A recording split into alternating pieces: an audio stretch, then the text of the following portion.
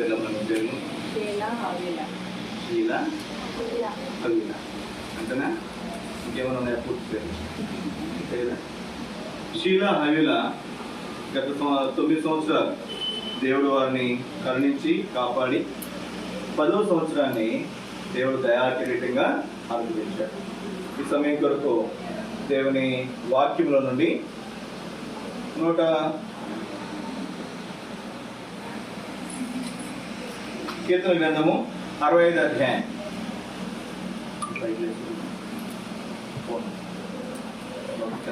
సరిపడి ఉందా?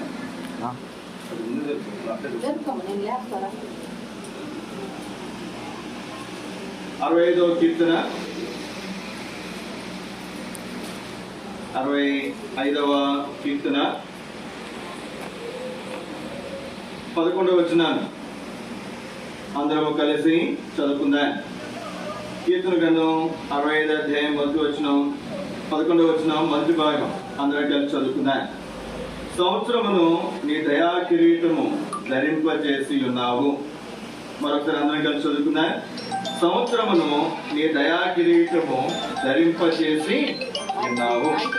దేవుడు మన వినికిడిలో ఈ లేఖన భాగంలో ఆశీర్వదించునుగాక. దేవుడు ఏమిచ్చాడండి? దయా కిరీటం. సంవత్సరం అనే దయా కిరీటాన్ని దేవుడు అనుగ్రహించాడు. ఎవరికి అనుగ్రహించాడు? ఎవరికి అనుగ్రహించాడండి? షీలాకు హవీలా. అంతేకాదు మన అందరికీ కూడా ఇచ్చాడు. ఏమిచ్చాడు చెప్పండి? సంవత్సరం. ఏ సంవత్సరం? 2024వ సంవత్సరం. ఇది మనందరికీ దేవుడు ఇచ్చినటువంటి దయా కిరీటం. అవునా? అయితే ఈరోజు ప్రత్యేకంగా గత 9 సంవత్సరాలు బిడ్డలను కాపాడి 10వ సంవత్సరాన్ని మన ప్రియులకు, చిన్న బిడ్డలకు దేవుడు దయాకిరీటంగా అనుగ్రహించాడు. దయాకిరీటంగా దేవుడు అనుగ్రహించాడు. ఇప్పుడు మనం గమనిస్తే దేవుని వాక్యంలో 144వ కీర్తన 144వ కీర్తన.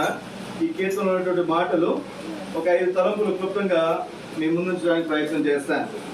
12వ వచనం అందరం కలిసి చదువుకుందాం. 144వ అధ్యాయము కీర్తన గ్రంథం 12వ వచనం అందరూ కలిసి చదువుకుంటాను. మా కుమారులు తమ యవ్వన కాలమందు ఎదిగిన మొక్కల వలె ఉన్నారు. మా కుమార్తెలు నగరునకై చెక్కిన మూల కంబముల వలె ఉన్నారు. ఎలా ఉన్నారంట? ఎలా ఉన్నారు? మా కుమార్తెలు నగరునకై చెక్కిన మూల కంబముల వలె ఉన్నారు. నగరం ఏదైనా పట్టణానికి మనం వెళ్ళామనుకున్నాండి.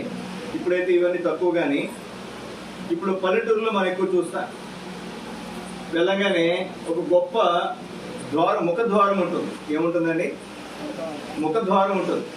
అక్కడ ఆ పట్టణం పేరేంటో, ఆ ఊరు పేరేంటో, ఆ ప్రాంతం పేరేంటో, అది ఎప్పుడు కట్టబడింది, ఏమిటనే సంగతులు దాని మీద చక్కగా రాయించబడి ఉంటాయి. మనకి పట్టణం ముందు కనపడుతుందా? ఆ మూల మరి ఆ ముఖద్వారం ముందు కనపడుతుందా చెప్పండి?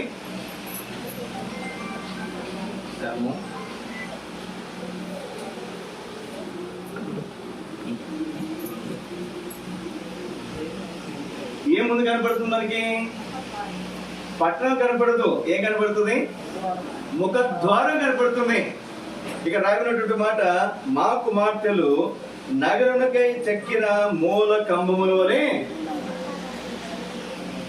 అట్లా ఈ బిడ్డలను దేవుడు ఉంచినట్లుగా ఈ రాత్రి కాల సమయంలో మనము ప్రార్థన చేస్తాం.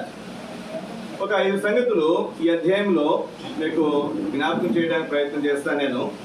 రండి, మొట్టమొదటి తలంపుగా ఈ కీర్తనలోనే ఒక 5 సంగతులు క్లుప్తంగా ఒక 10 నిమిషాల లోపే మరి మనం దేవుని వాక్యాన్ని, ఎందుకంటే ఇప్పటికే పిల్లలు వచ్చి చాలాసేపు అయింది, ఇప్పటికే మరి సమయం అవుతుంది కనుక ఒక 10 నిమిషాలు దేవుని వాక్యాన్ని మనం వింటాం. మొదటి తలంపుగా రండి, 144వ కీర్తన 3-4 వచనాలు చదువుతున్నారు. కీర్తన గ్రంథం 144 అధ్యాయము 3-4 వచనాలు. యెహోవా, నీవు నరులను లక్ష్యపెట్టుటకు వారు ఏపాటి వారు, నీవు వారిని ఎన్నిక చేయుటకు మనుషులు ఏ పాటి వారు. ఇక్కడ రాబడినటువంటి మాట చూడండి, నీవు మనుషులను జ్ఞాపకం చేసుకున్నట్టుకు లక్ష్య పెట్టుటకు వారు ఏ పాటి వారు. హెబ్రీయులకు రాసిన పత్రిక 2వ అధ్యాయంలో కూడా ఇదే మాట మనం చూస్తాం. హెబ్రీయులకు రాసిన పత్రిక 2వ అధ్యాయము, హెబ్రీయులకు రాసిన పత్రిక 2వ అధ్యాయము 6-7 వచనాలు. హెబ్రీయులకు రాసిన పత్రిక 2వ అధ్యాయము, హెబ్రీయులకు రాసిన పత్రిక 2వ అధ్యాయము 6-7 వచనాలు. అయితే ఒకడు ఒక చోట ఇలాగ దృఢముగా సాక్ష్యం ఇచ్చినాడు, నీవు మనుషుని జ్ఞాపకం చేసుకున్నట్టుకు వాడు ఏ పాటి వాడు, నీవు నరపుత్రుని దర్శించుటకు వాడు ఏ పాటి వాడు, నీవు దేవదూతల కంటే వారిని కొంచెం తక్కువగా చేస్తువి, మహిమా ప్రభావములతో వానికి కిరీటము ధరింపజేస్తువి, నీ చేతి పనుల మీద వానికి అధికారం అనుగ్రహించుదివి, వాని పాదముల కింద సమస్తమును ఉంచుది. దేవుడు మానవుని హెచ్చించినటువంటి స్థాయి కనుక మనం చూస్తే దేవదూతల కంటే కొంచెం ఏం చేశారంట, కొంచెము తక్కువ వారిగా చేశారంట. దేవదూతల కంటే కూడా కొంచెము తక్కువ. మనం ఎవరు చెప్పండి, దేవదూతల కంటే కొంచెమే తక్కువ అంట. ఏం తక్కువ అండి? దేవదూతల కంటే కూడా, పిల్లలు తెలుసా మీకు, దేవదూతల కంటే కూడా మనం కొంచెమే తక్కువ, అంతే అంతే. ఇంకొక మాట చూడండి, ఇక్కడే 9వ వచనం, దేవుని కృప వలన ఆయన ప్రతి మనుషుని కొరకు మరణం అనుభవించినట్లు దూతల కంటే కొంచెము తక్కువ వానిగా చేయబడిన యేసుక్రీస్తు కూడా ఈ లోపల జన్మించినప్పుడు ఎట్లా జన్మించాడంట, దేవదూతల కంటే కొంచెమే తక్కువ, మనల్ని కొంచెమే తక్కువగా చేశాడు.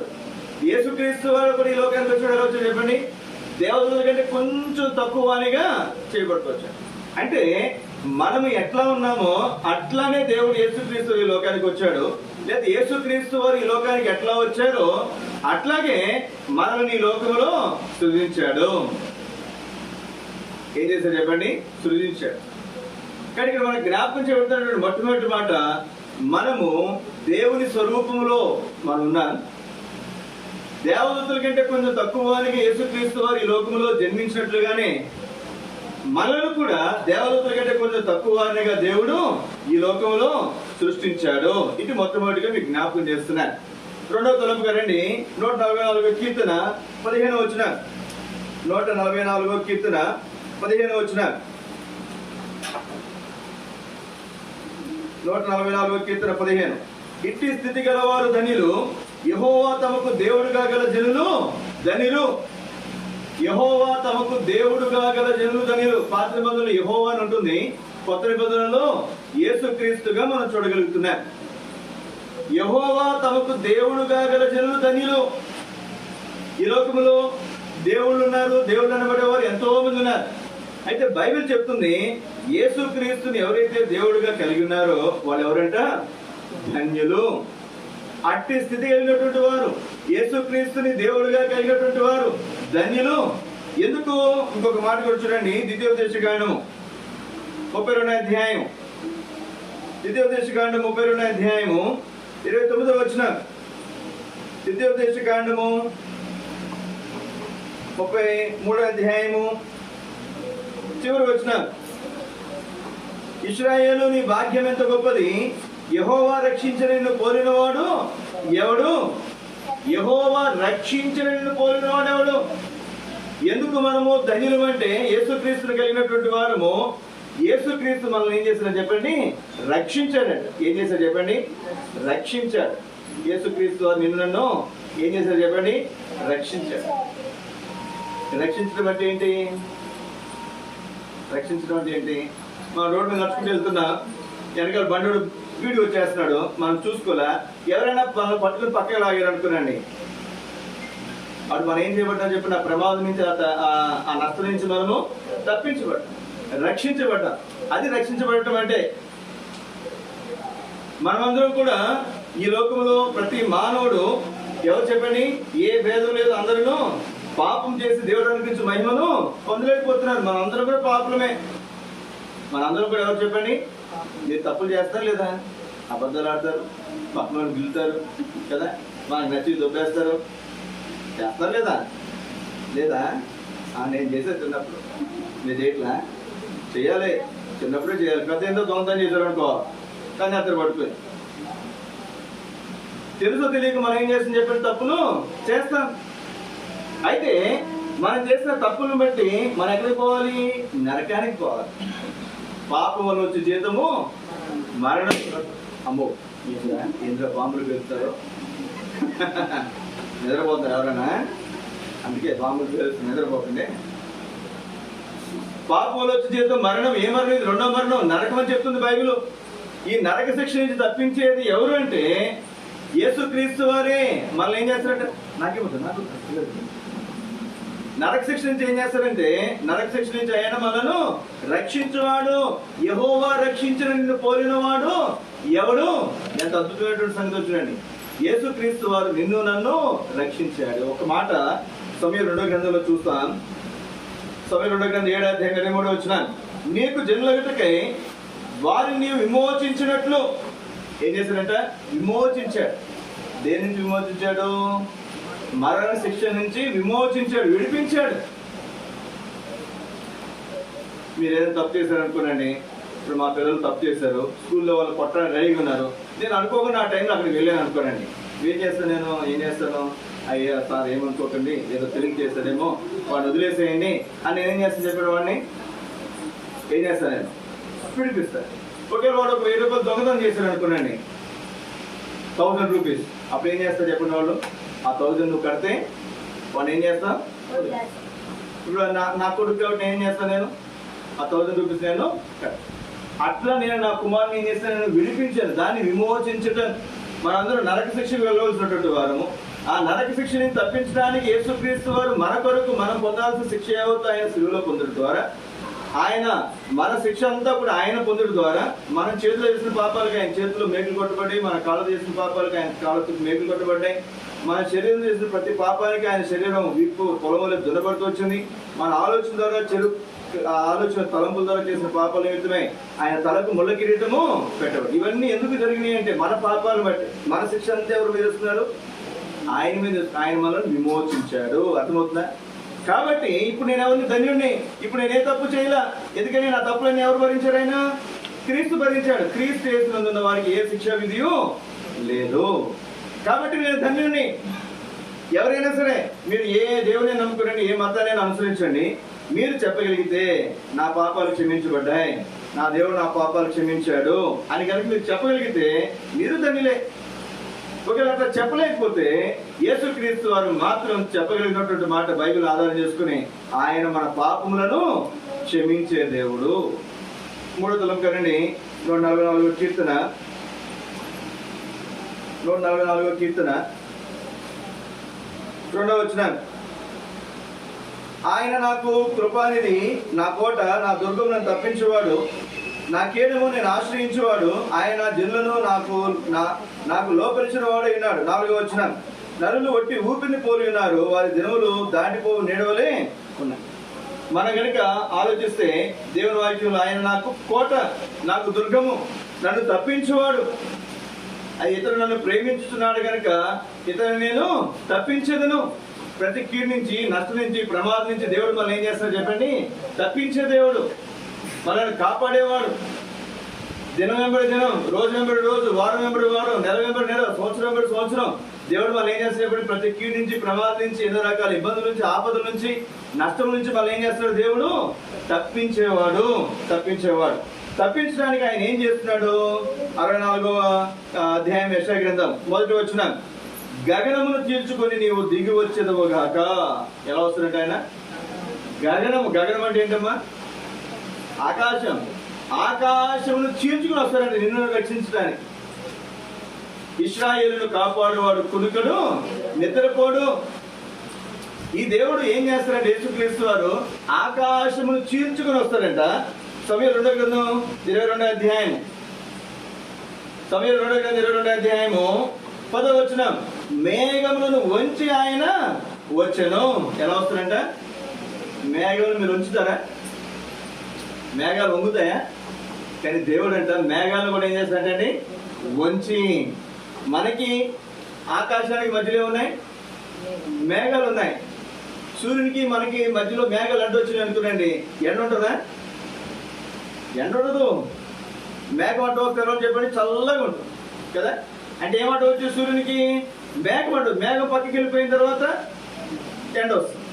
ఇప్పుడు దేవుడు మనల్ని చూడాలంటే, మనల్ని కాపాడాలంటే, ఇప్పుడు సీసీ కెమెరా నేను ఉన్నాను, ఏదైనా అడ్డం వచ్చింది అనుకో, నేను కనపడతానా? ఇప్పుడు దీన్ని పక్కకి తీయాలి. ఇప్పుడు ఈ మేఘాన్ని వంచి ఆయన ఏం చేస్తాడంట, దిగి వస్తాడు. కాబట్టి యేసుక్రీస్తు ఎంత స్పీడ్గా వస్తాడు గుర్తుపెట్టుకునండి. ఆయన మేఘములను వంచి ఆకాశమును చీల్చుకొని ఆయన వచ్చి మనల్ని రక్షించేవాడు. 4వ తలుపుగా మొదటి వచనం, 144 కీర్తన మొదటి వచనం, నాకు ఆశ్రయ దుర్గముకు యెహోవా సన్నుతింపబడును గాక, ఆయన నా చేతులకు యుద్ధమును నా వ్రేళ్లకు పోరాటము నేర్పువాడై ఉన్నారు. ఏం నేర్పుతారంట? నా చేతులకు యుద్ధము, నా వేళ్లకు పోరాటం. ఇప్పుడు మగ పిల్లల కంటే కూడా అవిలా ఆడపిల్లలకి నేర్పాలి. ఏం నేర్పాలమ్మా? చాలా స్కూల్స్ లో వాళ్ళు కాపాడుకోవడానికి కొన్ని యుద్ధాలు కదండి, మినిమం. మనం ఎలా కాపాడుకోవాలి నేర్పుతున్నారు లేదా పిల్లలు? మీకు నేర్పట్లేదు మీ స్కూల్లో? నేర్పుతున్నారా? కరెక్ట్గా నేర్చుకోండి. ఇంట్లో మమ్మీని కొట్టడానికి కాదు, ఎవరు కొట్టడానికి. ఎప్పుడైనా పెద్ద అయిన తర్వాత ఇబ్బంది వస్తే అప్పుడు. దేవుడంట మనకు, ఆయన నా చేతులకు యుద్ధమును నా వ్రేళ్లకు పోరాటమును. కరెక్ట్ కుంపు చూసారా? దేని యుద్ధం చేస్తారు చెప్పిన వాళ్ళు? చేతులతో వేళ్లతో యుద్ధం చేస్తారు. వేళ్లతో ఎక్కువ చేసేది వాళ్ళు కదా. కాబట్టి ఇక్కడ ఒకటి భౌతికంగా మనం కాపాడుకోవడానికి. రెండవది, మీరు ఎంత తెలివితేటలున్నా ఎంత చదివినా ఎగ్జామ్ రోజు చెయ్యి బాగా తిరిగితేనే అవిలా అక్కడ వేళ్ళు చక్కగా, కన్ను బాగా చక్కగా స్పీడ్గా పరిగెడితేనే మనకి మంచి మార్క్స్ వస్తాయి. ఎగ్జామ్లో కూడా మంచి రిజల్ట్స్ వస్తాయి. భవిష్యత్తులో మంచి జాబ్ వస్తుంది. మంచి జాబ్ రావాలన్నా, మంచి చదువు రావాలన్నా, మంచి భవిష్యత్తు ఉండాలని ఏమవుతుంది చెప్పండి? మన చేతులు స్పీడ్గా పరిగెత్తాలి కదా. మా చిన్నోడు కనుక ఫోన్ ఇచ్చామనుకోనండి, వాడు చాలా స్పీడ్గా పరిగెత్తాయి. ట్యాబ్ వంగొట్టేసారు. ఇది నేను రోజు చూస్తే వంగిపోయింది. ఇది ఏది వంగిపోయిందంటే ఇలా పెట్టుకుని ఆడతా ఇది పనిచేశారు. ఇది పనిచేశారు. దానికోసం కాదు కదండి. ఫ్రీ ఫైర్ గేమ్ ఆడతారు. మీకు వచ్చారు ఫ్రీ ఫైర్? నేర్చుకోకుందమ్మా, నేర్చుకోకండి, లేదా మా వాళ్ళ తయారవుతారు. అట్లా నేర్చుకోకండి. ఇక్కడ చేతులకి ఏం నేర్పుతారంట? పోరాటం నేర్పుతారంట. ఇక్కడ మనం దేవుని అడగాలి. చదువులో కూడా దేవుని పిల్లలు ఏంటంటే మనం చదువులో కూడా ఫస్ట్ ఉండాలి. ఎందులో ఫస్ట్ ఉండాలమ్మా? చదువులో కూడా ఫస్ట్ ఉండాలి. పొద్దున్న ఏంటంటే బైబిల్ చదువుకోవాలి, ప్రార్థన చేసుకోవాలి, స్కూల్లో మంచిగా చదువుకోవాలి, సాయంత్రం మంచిగా చదువుకోవాలి, మళ్ళీ ఇంటికి వచ్చిన తర్వాత చక్కగా స్టడీ అవర్లో చక్కగా చదువుకోవాలి, మాకు చదువు. తర్వాత నైట్ పడుకునే ముందు కూడా చక్కగా బైబిల్ చదువుకోవాలి. నేను మా అబ్బాయి శామ్, వాడు 10th క్లాస్, మన ఎగ్జామ్స్ అయిపోయింది. వాడికి నేను ఫస్ట్లో అనుకున్నా 450 వస్తాయి అనుకున్నా. ఎన్ని వస్తాయి అనుకున్నా? 450. వాడు 540 వచ్చిన వాడు. ఎన్ని వచ్చినాయి? 540. 10th క్లాస్ అయినా సరే 18 లేచి బైబిల్ చదువుకోవాల్సింది. రాత్రి పడుకునే ముందు ఖచ్చితంగా బైబిల్ చదువుకోవాలి. సండే మండే ఎగ్జామ్ ఉంది. సంవత్సరం అంతా కూడా సండే స్టడీ అవర్స్ ఉంటే ఉండవా? ఒక్క స్టడీ అవర్ కూడా పంపించలే. ఒక్క ఆదివారం కూడా చర్చి మానేసి స్టడీ అవర్కి వెళ్ళలే. రేపు ఎగ్జామ్ ఉంటే ఫైనల్ ఎగ్జామ్, ఈ రోజు కూడా చర్చిలో కూర్చోవాల్సిందే. నైట్ వాళ్ళ ఇట్లా మీటింగ్ ఉంది వేరే ఊళ్ళో, ఆ మీటింగ్ రావాల్సిందే. దేవుడు ఏం చేశాడు అతనికి? 450 ఎక్కడ, 540 ఎక్కడ? ఎవరిచ్చారు? దేవుడు ఇచ్చారు. గుర్తుపెట్టు. కాబట్టి మనం దేవుని సన్నిధిలో మనం భయభక్తులు కలిగి ఉంటే మన చేతులకు ఏం నేర్పుతాడు ఆయన? మన చేతులకు యుద్ధం నేర్పుతాడు, మన వేళ్లకు పోరాటం నేర్పుతాడు. నేను ఆ రైటింగ్ 7th లో 8th లో చూశాను. నేను రోజు చూస్తాను కానీ అది గమనించలేదు. 10th క్లాస్ లో చూస్తే బల్లు చక్కగా రైటింగ్ వాడిది. చిన్నోదే బాగుండేది, పాపదే మా 3 పిల్లలు. వీరిద్దరికంటే ఇప్పుడు వాడితే బాగుంది రైటింగ్. చేతులకు ఏం నేర్పాడు దేవుడు? పోరాటం నేర్పాడు. చక్కగా రాయి. ఒక అమ్మాయి 10th క్లాస్ 594 వచ్చినాయి వాళ్ళ స్కూల్లో. 594. ఎంతకి? 600కి 6 మార్కులే. ఏంటి అమ్మాయికి అన్ని మార్కులు వచ్చినాయని అడిగితే వాడు ఏమో తెలుసా శ్రామం, అమ్మాయి రైటింగ్ బాగుంటుంది డాడీ. ఏం బాగుంటుందంటే కరెక్ట్, మీరు కూడా వేసి అడగాలి. రైటింగ్ బాగుంది అనుకోండి, ఈ రోజు నుంచి ప్రాక్టీస్ చేయండి. మీ రైటింగ్ బాగోకపోతే ఈ రోజు ఏం చేయాలి, మీరు చక్కగా 4 రూల్ బుక్ తీసుకుని చక్కగా రాయండి. మీరు ఎంత రైటింగ్ నీట్కుంటే అన్ని మంచి మార్క్స్. చివరికి ఒక్క మాట మీకు జ్ఞాపకం చేసి ముగిస్తాను రండి. 144వ కీర్తన, 144వ కీర్తన, కీర్తన గ్రంథం 144వ అధ్యాయము 12వ వచనం. 144:12. మా కుమారులు తమ యవ్వన కాలం ముందు ఎదిగిన మొక్కల వలె ఉన్నారు. మా కుమార్తెలు నగరునికై చెక్కిన మూల కంబముల వలె. నగరునికై చెక్కబడిన మూల కంబములు అవన్నీ కూడా పట్టణంలో లోపల ఎక్కడ ఉంటే మూల కంబాలు ఎక్కడ ఉంటాయి చెప్పండి, అందరికంటే ఎదురుగా చక్కగా. కానీ మన పిలిపించేటువంటి బిడ్డలు భవిష్యత్ దినాల్లో చక్కగా వారు ఆశీర్వదించబడి ఒక ఉన్నతమైనటువంటి స్థానంలో దేవుడు వారిని ఉంచినట్లుగా మనం ప్రార్థన చేద్దాం. ఒక మాట చూడండి, 62వ అధ్యాయం యెషయా గ్రంథం 62వ అధ్యాయము 3-4 వచనాలు. 4వ వచనం చదువుతున్నాను ముందు. విడబడిన దానివని ఇక మీద నీవు అనబడవు, పాడైనదని ఇకను నీ దేశములకు చెప్పబడదు. ఎప్తిబాని నీకును బ్యూలాని నీ భూమికి పేర్లు పెట్టుదును. యెహోవా నిన్ను గూర్చి ఆనందించున్నాడు, నీ దేశ వివాహితమగు. ఇక రాయబడినటువంటి మాట, ఎప్తిబానియు బ్యూలానియు పేర్లు పెట్టబడతాయి. ఎప్తిబా బ్యూలా ఎవరండి వీళ్ళు? మగవాళ్ళ పేర్లు, ఆడపిల్లల పేర్ల? శీలా హైలా చెప్పాలి కదా. ఎప్తిబానియు బ్యూలా. దేవుడు అంతగా చక్కగా వారిని ఆశీర్వదిస్తున్నాడు. ఇక చూడండి 3వ వచనం, అందరికీ చదువుకుందాం, ప్రార్థన చేసుకుందాం. ఇక్కడ నీవు యెహోవా చేతిలో భూషణ కిరీటం గాను నీ దేవుని చేతిలో రాజకీయ మౌటము గాను ఉంది. నేను ఇక్కడ నిలబడ్డాను. మరి నేను ఒక కిరీటం పెట్టుకున్నాను అనుకున్నాను. నేను బాగా కనపడుతుందా, కిరీటం బాగా కనపడుతుందా?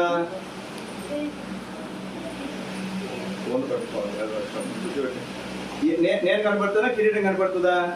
చెప్పండి. కిరీటం కనపడుతుంది. దేవుడు ఏం చేస్తున్నాడు ఇక్కడ? యెహోవా చేతిలో నీవు భూషణ కిరీటముగా ఉంటావు. కానీ మన బిడ్డలిద్దరు కూడా మరి షీలా హవిలా భవిష్యత్ దినాలు చక్కగా కష్టపడి చదువుకుని, మొట్టమొదటిగా పొద్దున్న బైబిల్ చదువుకుని ప్రార్థన చేసుకుని స్కూల్లో కూడా చక్కగా చదువుకుని భవిష్యత్ దినాల్లో వారు పెద్దవారైన తర్వాత దేవుని చేతిలో భూషణ కిరీటాలు ఉన్నట్లుగా మరి దేవుడు వారిని ఆశీర్వదించినట్లుగా మనము ప్రార్థన చేసుకుందాం. మోకరించి ప్రార్థన చేసుకుందాం.